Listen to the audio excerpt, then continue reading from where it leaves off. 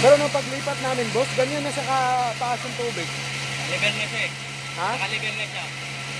Kapag may overflow siya, pupunta sa kaso. Kaya Ah. hindi siya makapaw.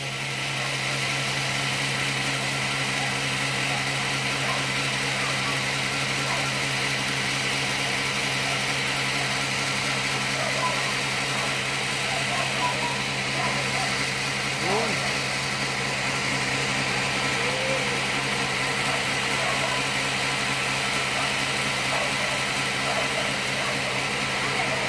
Sa mga namin, nakakita ang tawa. Laki yan, nakatalutan pag gano'n. Laki yun. Nakaikot sa ganyan? Oo.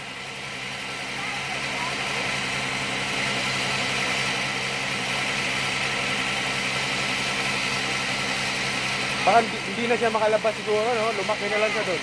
Hindi, nagbabalat na siya eh. Ha? Nagbabalat. Magbabalat?